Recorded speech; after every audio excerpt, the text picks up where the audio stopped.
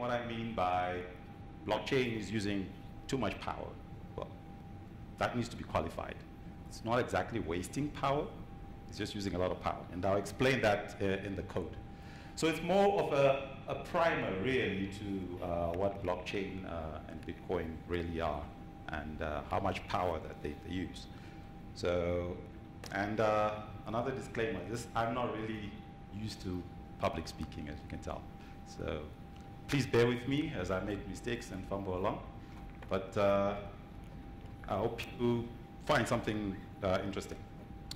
Okay, so you can see I've cancelled out the Joburg, because when I first started this talk, I thought I didn't know much about blockchain or Bitcoin. I just heard, oh, blockchain is using a lot of power, and I suggested this topic to my boss, and he said it's cool. And then later on, I found that it's actually using more power than Joburg. In fact, it's using a heck lot of power. So, sorry, cool. So, might need to define a few terms first as to what we mean by power. So, in the electricity world, we use watt hours. This is the energy that's used to run a 1 watt appliance for an hour. So keep this in mind as we check. There's just a few slides.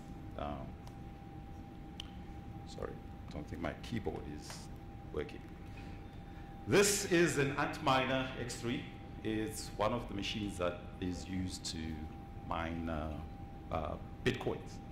So I'm just going to be talking about the Bitcoin network. I don't know too much about Ethereum and the other networks, but I hear they use just a similar amount of power, but Bitcoin is kind of at the top. So this machine uses 550 watts, which is, well, it's okay. If you're making money, it's okay. But this is where the problem starts. This is part of a Chinese company called Bitmain. They've got a coal-powered farm full of these machines, 25,000, if their website is to be relied on.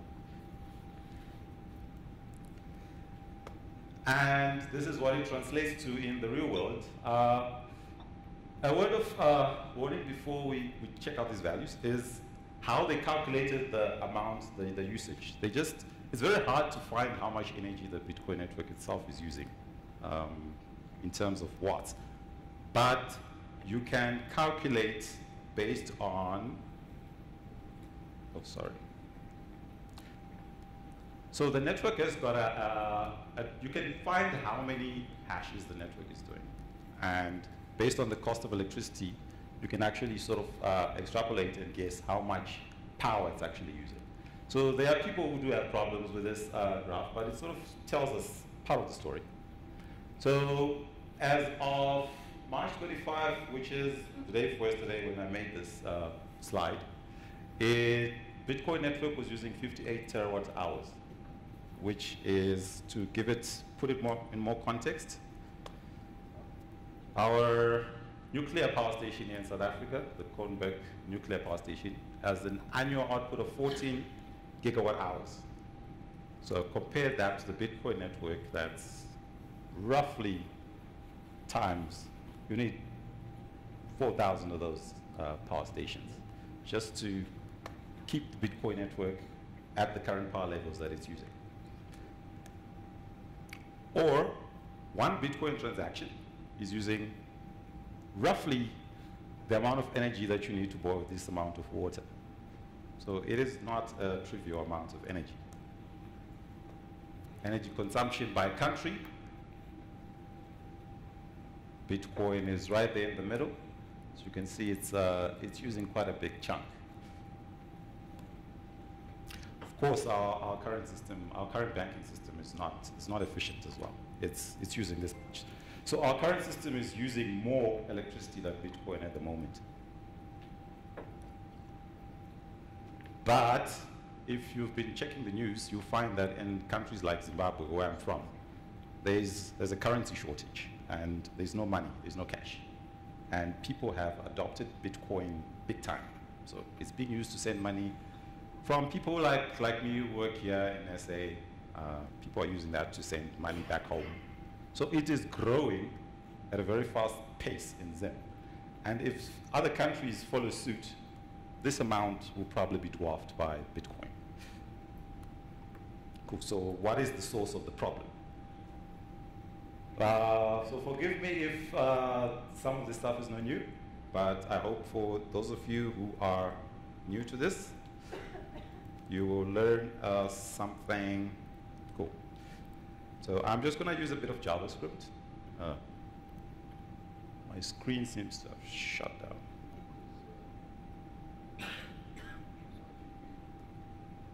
Right.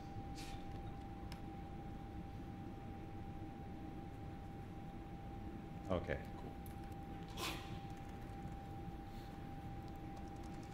Sorry, can you see, or should I make that a bit bigger? Okay. Zoom in. It's Control plus. I've just recently started using this editor, so forgive me if I'm not that great at it. Control plus equals. Where's my equals? Sorry. Let me just use the mouse. Is that better, or shall I use more? More. Oh, it's fine. Okay, cool. So what I'm going to do now is to show you where this problem comes from and what's causing the Bitcoin network to actually use this much power in the first place. So it's not really a problem because this power usage is built into Bitcoin or the blockchain. It's not an accidental thing like inefficiency or wastage or anything, and it's probably not something that's going to go away. It's actually built into the protocol to ensure that there is no possibility of people spending more money than they actually have. Like it's called a double spend problem, where in the real world, if I give you a dollar, you have the dollar. I cannot give you another dollar unless I have one. So I cannot give you the same dollar twice. But in our digital world, if I have a virtual dollar, I can make a copy, give you, and make another copy and give somebody else.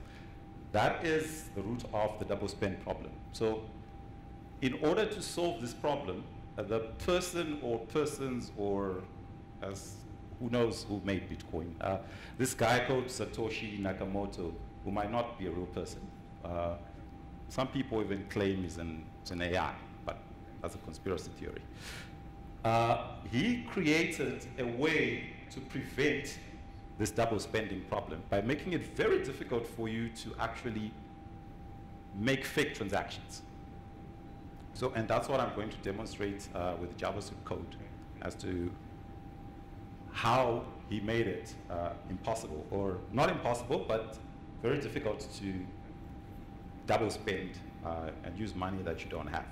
So I'm just going to make a simple class. I've chosen JavaScript because it's very simple. There's not much code to actually be typed. So Bitcoin works on the principle of blocks. So we have a block, which is a group of transactions, which could be a payment, and the blocks are chained together, hence the name blockchain. So we will have two classes, a blockchain. Sorry. I'm used to Java. I've been doing a lot of Java recently. It's sort of killed my mind a bit. Okay, cool. So a block will have a timestamp, which is when it was made, and it will have some data. And usually this data is, well, amounts. So I'll keep it simple for now. I'll skip the transactions and just have it have one payment. And it's got a link to the previous hash. We'll make it now for now. So this hash is an SHA-256 hash, and by linking the hash of the previous block to the current block, you have a chain.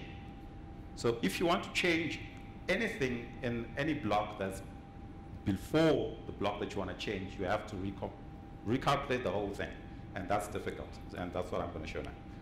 So we'll make a timestamp. And the data. And make a previous hash. And the hash of this current block. We'll have to calculate this hash. So we can make a method here, calculate hash. And we can create it here. Okay. So I'm just going to copy some code here. There's a node library called Crypto.js, which used to make these hashes. Sorry. So the hash is a combination of the properties of the block. So it contains the timestamp and the previous hash of the previous block, the hash of the previous block, plus the data. But since this is JavaScript, I have to make the data into a string. It's JSON, so I'll just make it into a string. And that should be it. Yes, that should be it. Sorry. Cool. What else do we need? Okay, I think that is fine. Now for the blockchain itself,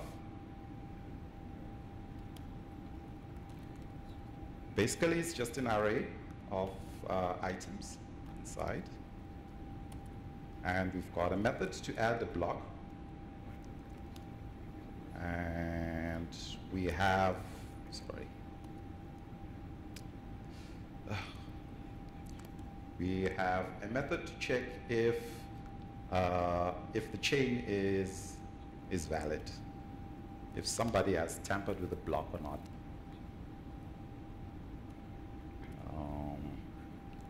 So for the block, so I just need to copy some more code. This method is quite long. Is chain valid? Cool. So what this code does is it just loops through all the blocks in the chain and checks the hashes. So this line here just checks if the current hash is the same as the one that is gotten when you calculate when you do a calculation, and it checks if the hash of the current block is the same as the previous hash of the current block is the same as the hash of the previous block. If none of those are true, it throws you out. It's something's wrong. Cool. So now, and so we do not waste more time, I will create that. Add block. Oh, sorry. Oh yeah, there's another method that we need. Get latest block. It will just get the latest block, the last block that was added to the chain. That's the length of the chain minus 1. Add block. This will add the block. So what we do is we get the hash of the last block. We'll add it to the current block as a previous hash and push it into the chain. There's a method called mineBlock here, which I haven't defined yet. I'll show you what it does. Okay, cool. And I think I have another method. Okay. So to initialize this whole chain, we need. So to start off the whole process, you need a starting block, somewhere where you start. So it's known as the Genesis block. Wonder where they get their name. So basically, it's just a block with a date and some empty data and no hash. So that's pretty much what that is, and we use that to initialize our array. Cool. Cool. Now, in the mine method, this is where. Oh, sorry, I forgot. I forgot another property. Let's call this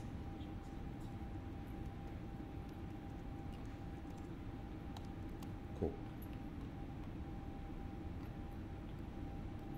And I just need to add it here.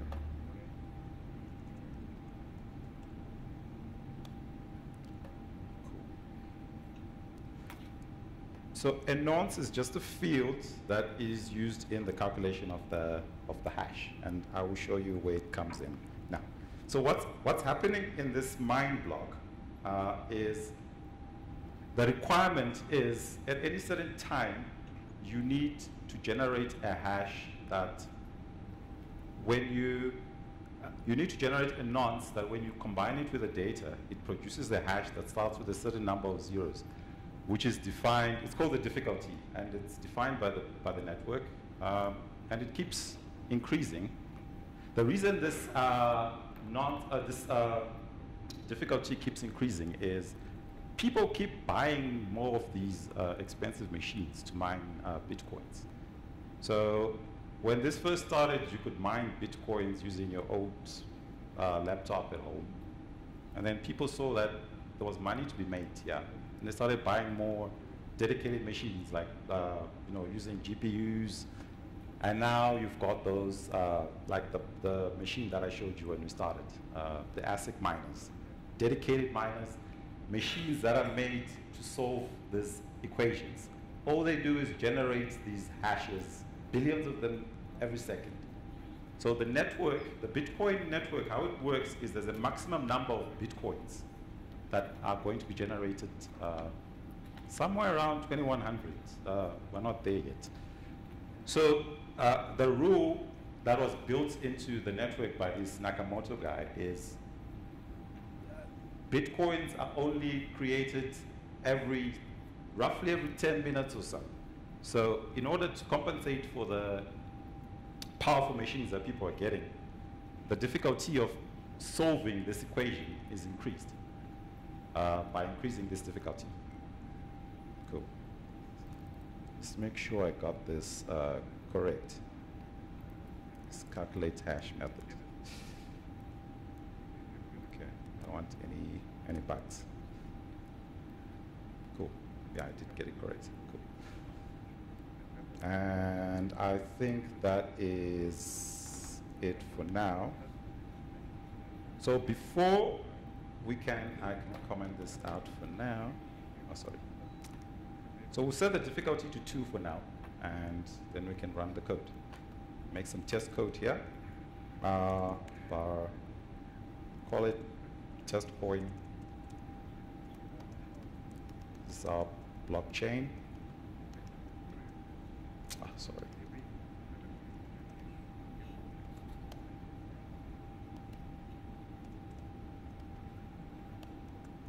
So we're going to add a new block to this guy, and we'll give it a timestamp of today. And the data, we'll just say it's an amount, $100. And yeah, that's it. Make another one. Maybe say 26, just make that $200. Cool. And just to see that this is working, we just log what's happening. Just see if the chain is valid. And we'll see what the chain actually looks like.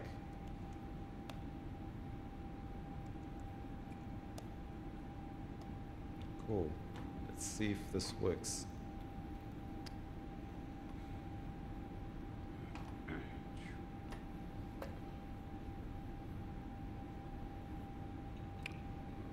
Where's the terminal?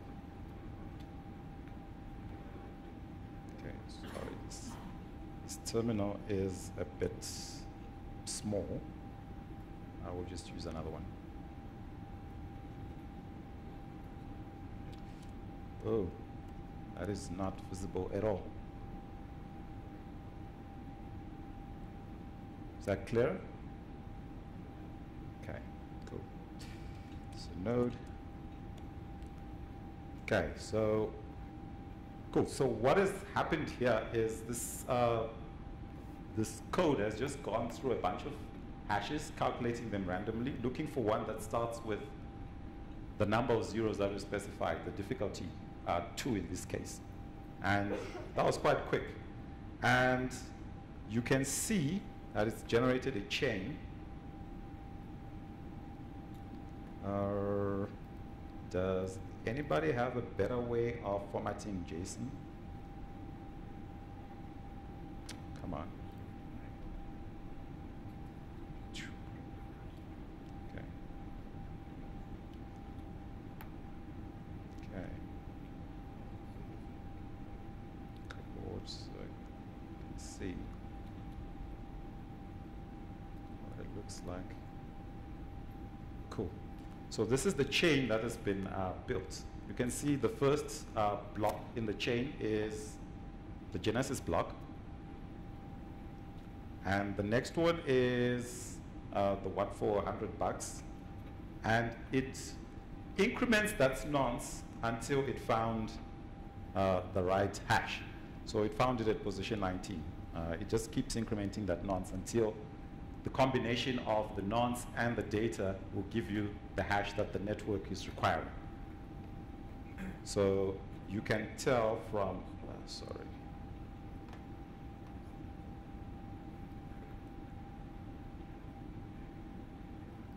And this is the next chain. So you can see that the previous hash of this block,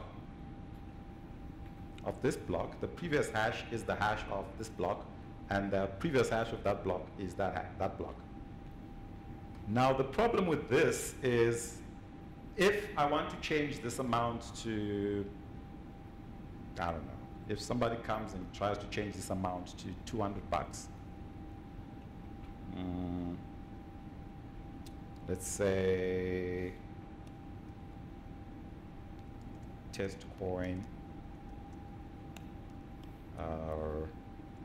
dot chain, get the first element and data, change the amount to maybe somewhere like $10,000.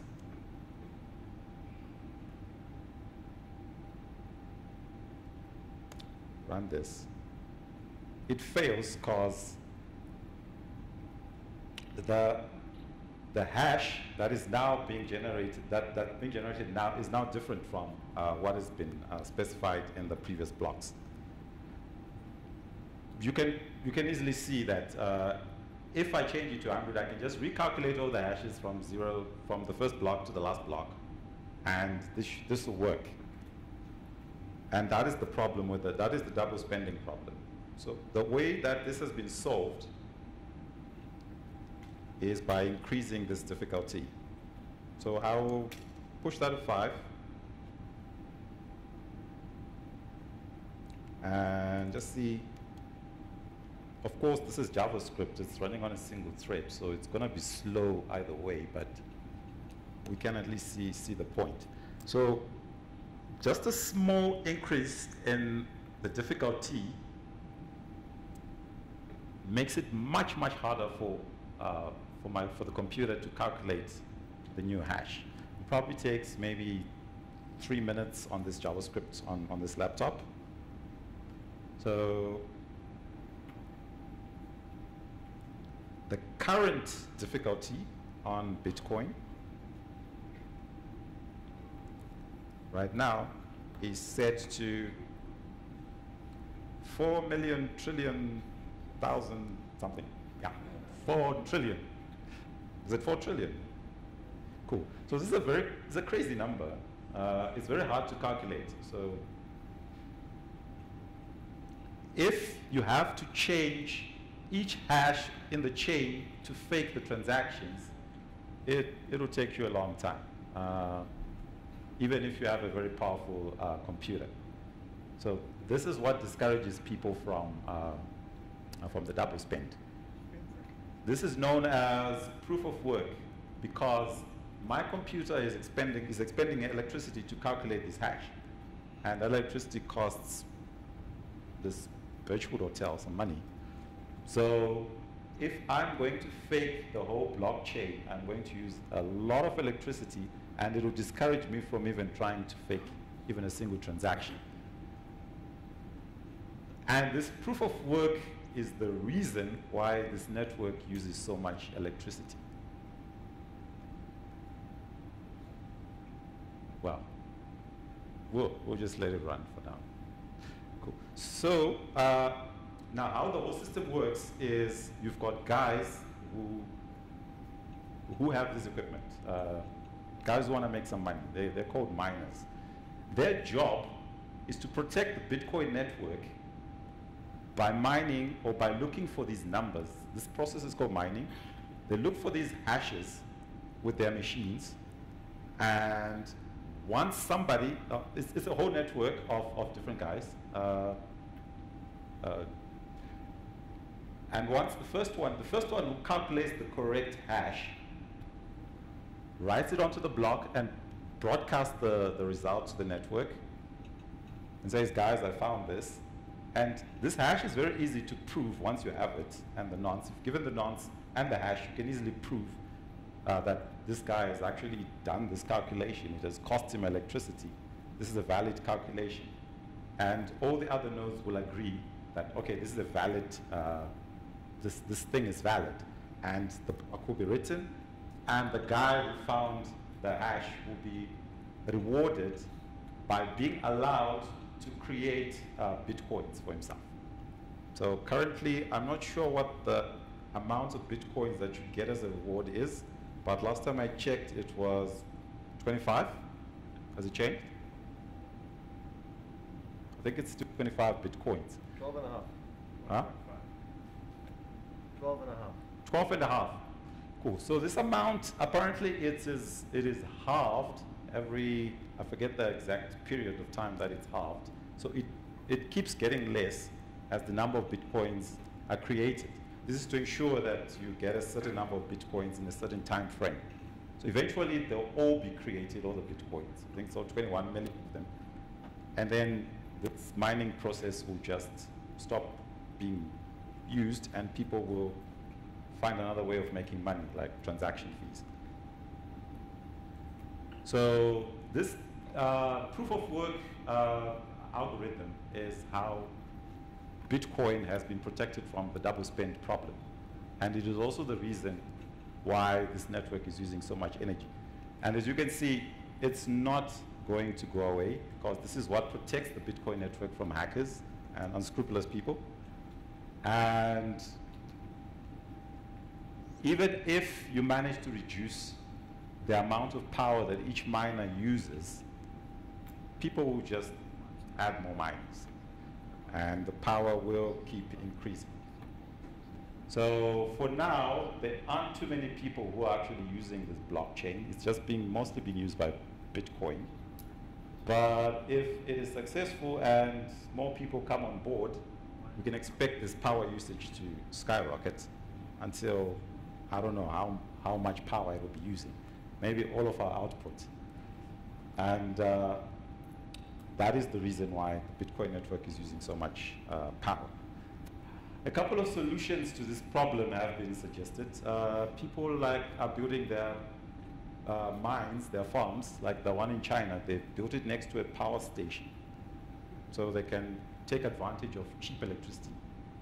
And so it's not really a solution. Some people are trying green electricity, windmills and stuff like that, to try and get cheaper electricity without so much environmental impact.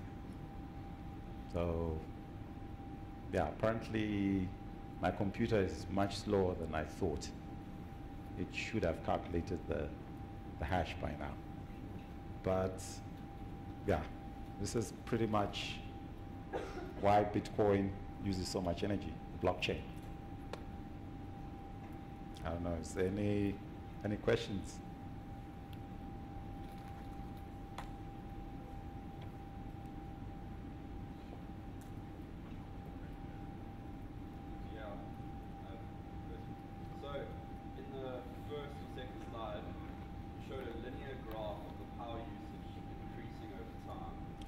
Yes. That's, I wouldn't expect it to be like that. Like, so why is it not exponential? Because people are constantly buying miners and GPUs. They're not going to stop using them. Yes, the reward is getting less, but surely that means that it's causing you to use more electricity to get the same amount. So yeah, with the difficulty increasing, like I can't really understand how that's not exponential. What is that based on, basically? You mean why is the power not increasing exponentially, or? Yeah, I mean, so that's saying that, like, over time, it's not using more. Well, I mean, yeah, I would expect it to be exponential. That graph is only a month. So if you go back over the last 2 years, you'll see it being exponential. Okay, I thought those were years. No, these are not years, they're months. It's increasing, not really, it's not increasing that quickly, but I guess the reason it's not increasing so fast is maybe some of these miners are becoming more efficient, using their energy efficiently. That could be it. But it is increasing at quite a fast clip. So, wow. My laptop is slow. So yeah, the proof of work does work.